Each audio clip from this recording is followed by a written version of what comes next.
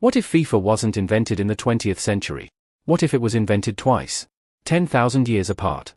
Right now, somewhere in Mesoamerica, archaeologists are standing in stone courts built for a ball game with rules, referees, and stakes higher than anything in the modern World Cup. The losing team didn't get relegated. Sometimes they got sacrificed.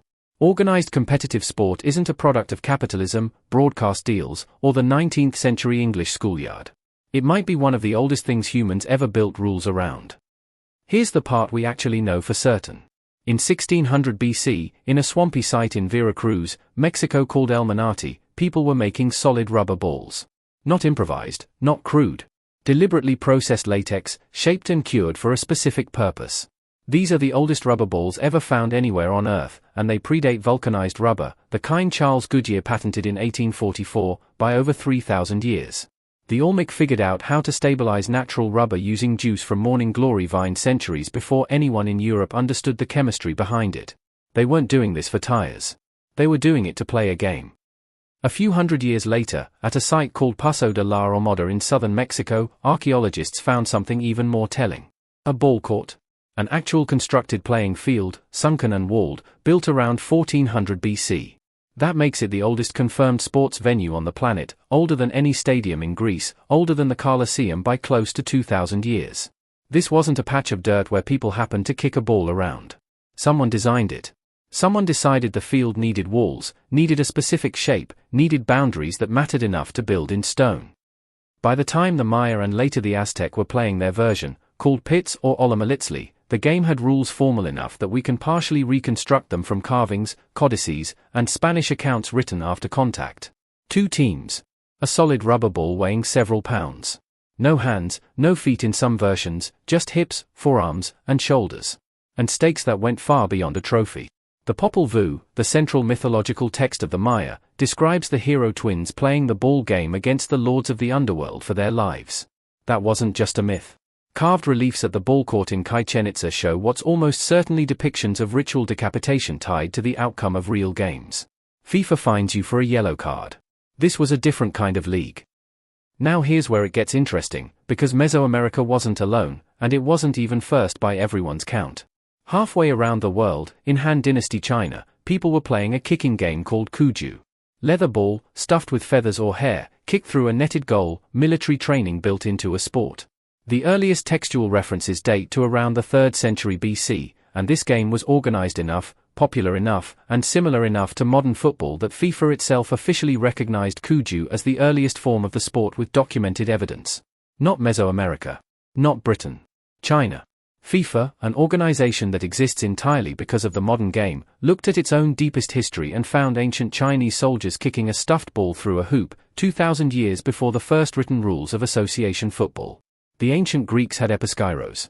The Romans had harpastum, a version aggressive enough that Roman writers described players coming away bruised and exhausted. None of these games were casual. None of them were invented as leisure.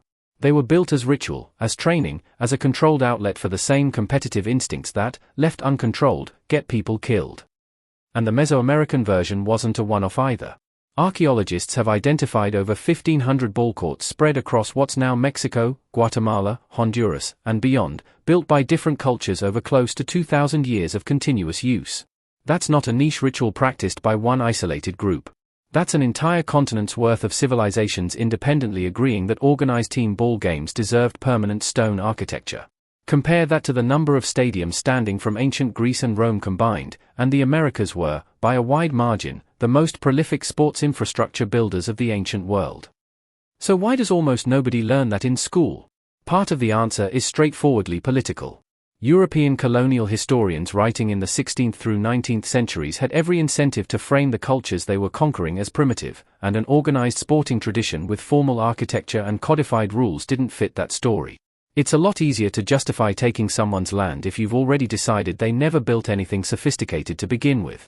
The Spanish chroniclers who documented the Aztec ballgame did so almost as a curiosity, evidence of pagan ritual, not as a sport worth crediting alongside anything from classical antiquity. That framing stuck around far longer than the empire that produced it. So that's the confirmed record. Roughly 3,600 years of organized ball games with rules, courts, and stakes. Not 10,000.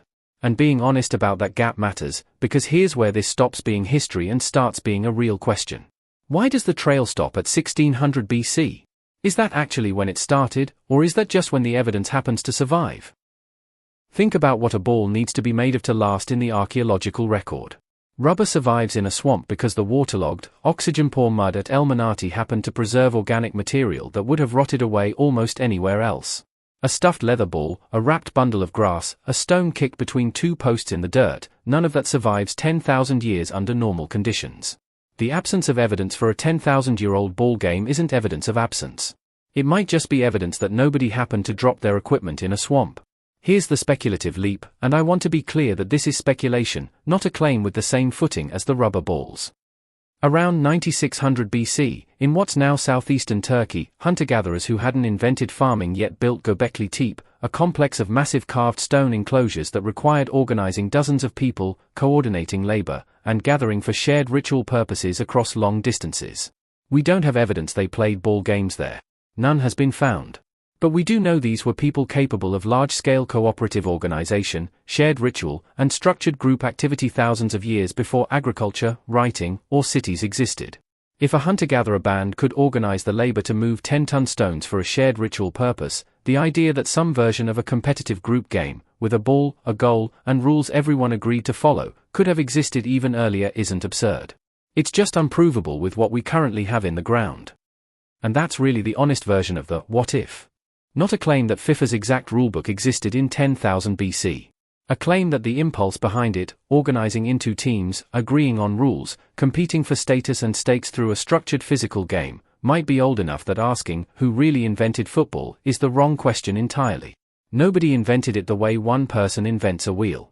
It might be closer to language, something that emerges independently, over and over, wherever humans gather in groups large enough to need rules for getting along and an outlet for not getting along. FIFA was founded in 1904 by 7 European national associations meeting in a room in Paris. They didn't invent organized ball sport. They standardized one specific branch of something that Mesoamericans, Han Dynasty soldiers, ancient Greeks, and possibly people we'll never identify had already been doing for thousands of years before any of them existed. The history books call 190 for the beginning because that's when someone in a European office wrote the rules down in a format that survived in an archive instead of a swamp. Maybe FIFA wasn't invented once. Maybe it's been invented every time a group of humans needed a game big enough to hold their rivalries, their politics, and occasionally their lives. The rubber ball in that Veracruz swamp wasn't the first one anyone ever kicked. It's just the first one that happened to last.